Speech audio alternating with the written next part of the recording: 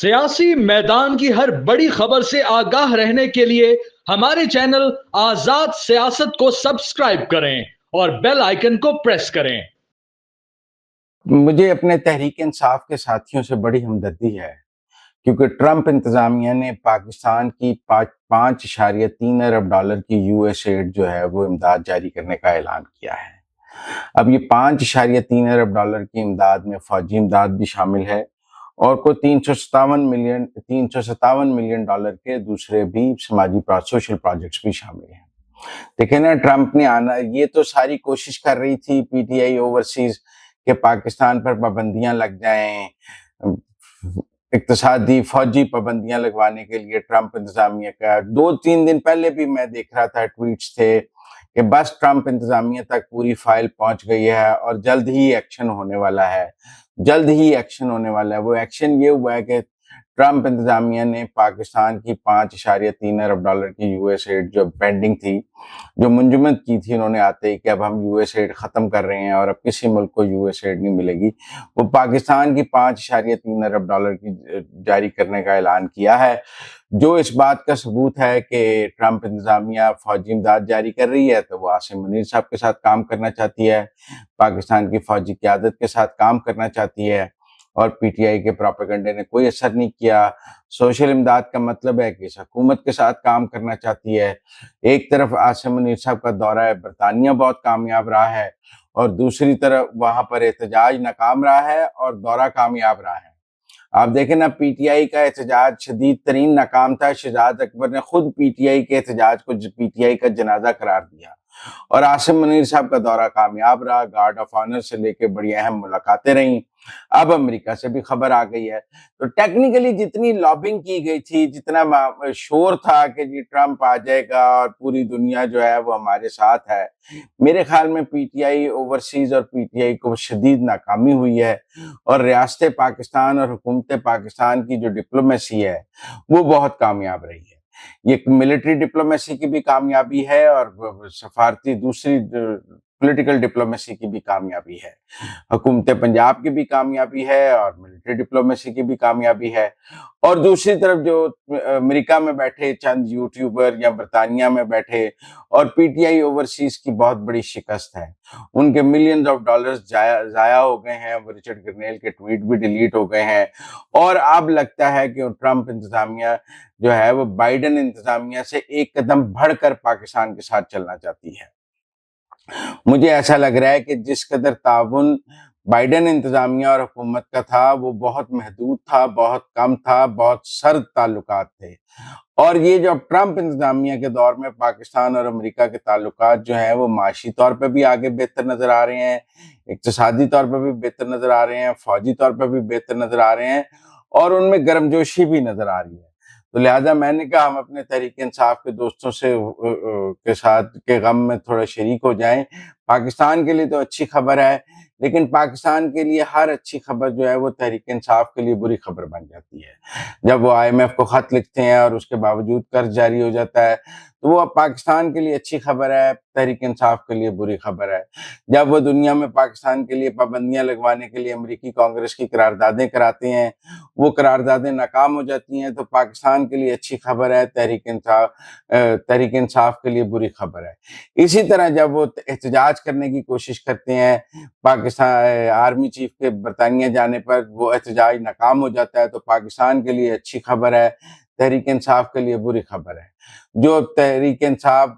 امریکہ میں لابنگ کر کے پاکستان کے خلاف محاذ بنانا چاہتی ہے، جب وہ محاذ ناکام ہو جاتا ہے تو وہ پاکستان کے لیے اچھی خبر ہے، پی ٹی آئی کے لیے بری خبر ہے۔ تو یہ ایک عجیب سا ایک کوئنسیڈنس ہے کہ جیسے جو پاکستان کے لیے اچھی خبر آتی ہے وہ تحریک انصاف کے لیے بری خبر بن کر نکلتی ہے۔ اب ہم بات کریں گے تھوڑا مولانا فضل الرحمان کے حوالے سے کہ مولانا فضل الرحمان کو کیا ناراضگی ہے۔ دیکھیں، بات یہ ہے کہ اگر تحریک انصاف نے گرینڈ الائنس بنانا ہے تو اس نے گرینڈ الائنس میں شامل جماعتوں کو ساتھ لے کر چلنا ہے نا۔ وہ جماعتیں کوئی تحریک انصاف کی اردلی یا ملازم تو نہیں ہے کہ جب تحریک انصاف کو ضرورت ہوگی تو وہ جماعتیں تحریک انصاف کی خدمت میں حاضر ہو جائیں گی، جب تحریک انصاف کو ضرورت نہیں ہوگی وہ ٹھڈا مار کے ان جماعتوں کو نکال دے گی۔ اب آپ نے چیف جسٹس سے ملاقات کرنی تھی، آپ اپوزیشن کا مشترکہ وفد لے کے جاتے، ساتھ کے ساتھ اپنے لوگ لے کے بھی آپ اپنے 4 لے جاتے، 3 باقی لے جاتے، مولانا فضل الرحمان کے 2 لوگ لے جاتے، ایک محمود خان اچکزئی کو لے جاتے، تو ایک اپوزیشن کا کمبائنڈ جو ہے وہ وفد بنا کے لے جاتے، تو لگتا ہے کہ آپ ایک گرینڈ الائنس بنانا چاہتے ہیں۔ لیکن جب ایسی ملاقاتیں ہوں، جب آرمی چیف سے ملنا ہو، جب چیف جسٹس سے ملنا ہو، جب کوئی ڈیل کرنی ہو تو تحریک انصاف اکیلے کرے گی، اور جب چھتر کھانے ہوں تو پھر سارے مل کر کھائیں۔ تو یہ سیاست کون کرے گا ان کے ساتھ؟ اور اس بات کی کیا گارنٹی ہے کہ کل جب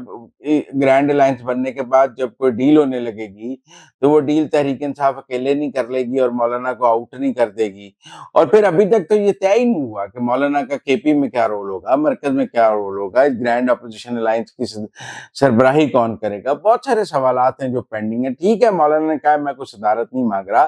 مولانا بشک گرینڈ الائنس کی صدارت نہیں مانگ رہے، لیکن وہ ان کے متحد کام کرنے کو بھی تیار نہیں ہے۔ یہ بھی آپ سمجھیں کہ وہ ان کے متحد کام کرنے کو بھی تیار نہیں ہے۔ مولانا کا لیول نہیں ہے کہ وہ اسد کیتھر یا عمر ایوب کے متحد کام کریں۔ تو لہٰذا مجھے لگتا ہے کہ مولانا کی ناراضگی کافی سنجیدہ ہے اور تحریک انصاف کو انہیں منانے میں اس بار مشکل ہوگی، لیکن میں یہ سمجھتا ہوں کہ مولانا تحریک انصاف کے ساتھ اپنے تمام دروازے بند نہیں کریں گے، وہ ان کو کبھی جھٹکا دیں گے، کبھی پیار کریں گے۔ مولانا کی اسٹریٹجی یہی ہے، کبھی تحریک انصاف کو جھٹکا دو، ایک دم 420 کا کرنٹ ڈالو، پھر تھوڑا سا پیار کر لو، پچکار لو، پھر جھٹکا مارو، پھر پچکار لو۔ وہ تحریک انصاف کے ساتھ ایک ایسا کھیل کھیل رہے ہیں جس میں مارو کام گھسیٹو زیادہ ہے۔ جیسے 26ویں آئینی ترمیم میں وہ پی ٹی آئی کے ساتھ روزانہ ملاقات بھی کرتے تھے، اینڈ پہ 26ویں آئینی ترمیم کے حق میں ووٹ بھی ڈالا، اسی طرح وہ گرینڈ الائنس کے لیے ملاقاتیں بھی کریں گے اور اس کے ساتھ ساتھ اس کو سابوتاج بھی کریں گے۔ پی ٹی آئی کو مولانا کی سیاست کی جلد سمجھ آ جائے گی۔ آذربائیجان نے پاکستان میں $2 ارب کی سرمایہ کرنے کا اعلان کیا ہے۔ آذربائیجان کا یہ اعلان جو ہے وہ بہت پازیٹیو ہے اور پاکستان میں بیرونی سرمایہ کاری آنی چاہیے، اور میں سمجھتا ہوں آذربائیجان کا اور پاکستان کے بہت قریبی تعلقات ہیں۔ ہم نے ان کی جنگ میں بھی پاکستان نے بہت ساتھ دیا تھا، اور شہباز شریف نے آ کر تو آذربائیجان کے ساتھ تعلقات کو بہت مضبوط کیا ہے، اور یہ ان کا دوسرا دورہ ہے آذربائیجان کا، ایک بھی نہیں۔ میرے خیال میں جب آپ ملکوں کے ساتھ اپنے تعلقات مضبوط کرتے ہیں، ڈپلومیسی کو سٹرونگ کرتے ہیں، تو پھر نتائج ضرور نکلتے ہیں۔ بہت سارے ہمارے دوست کہہ رہے تھے کہ معیشت کیسے بہتر ہوگی، کوئی بیرونی سرمایہ کاری تو آ نہیں رہی ہے۔ وہ سن لیں کہ آذربائیجان جیسا ملک بھی پاکستان میں $2 بلین لگانے کو تیار ہے، چائنیز پریزیڈنٹ آ رہے ہیں، سعودی چیزیں میچور ہو رہی ہیں، امریکی امداد کی بحالی ہوئی ہے، امریکہ کے ساتھ انویسٹمنٹ پہ بھی بات ہو جائے گی، امریکہ بھی انویسٹمنٹ کرنا چاہتا ہے۔ تو بہت ساری پازیٹیو خبریں ان دی آفنگ ہیں، اور حکومت کی جو 1 سالہ کارکردگی ہے اس نے پاکستان میں نئی امید جتائی ہے، معاشی استحکام کی نوید آئی ہے۔ اور اب یہ آذربائیجان کی جانب سے یہ جو اعلان ہے، یہ تو حکومت کو ایک اور مطلب پمپ دیا۔ آپ دیکھیں نا، ہمارے لیے تو $1 بلین بہت امپورٹنٹ ہے، اور ایسے میں $2 بلین کی سرمایہ کاری، یہ کوئی قرض تھوڑی ہے، یہ تو پاکستانی معیشت کے لیے بہت ہی ٹھنڈا ہوا کا جھونکا ہے۔ اور ہمیں ایسے ملکوں کی اور تلاش کرنی چاہیے جہاں سے بیرونی سرمایہ کاری آ سکے۔ تو میں تو سمجھتا ہوں یہ شہباز شریف کی بہت بڑی کامیابی ہے کہ ہم نے آذربائیجان سے بھی فارن ڈائریکٹ انویسٹمنٹ لے لی ہے، اور ملکوں کے ساتھ بھی ہم اس پر بات کر رہے ہیں۔ تو ایسے سمجھیے، ہم پہلے ایک روایتی ممالک تھے جو پاکستان میں سرمایہ کاری کے لیے ہم سمجھتے تھے کہ عربوں سے بات کر لیں، امریکہ سے بات کر لیں، لیکن اب پاکستان نے اور ایسے ممالک سے بھی بات کرنے کی کوشش کی ہے جو سرمایہ کاری کے حوالے سے غیر روایتی ملک ہیں۔ یہی نئی سمت ہے معاشی سفارتکاری کی، کہ آپ نئے نئے ایونیوز ڈھونڈیں، آپ نئے نئے ممالک ڈھونڈیں، نئے نئے ممالک کے ساتھ نئے نئے تجارتی تعلقات بنائیں، یہی کامیابی ہے۔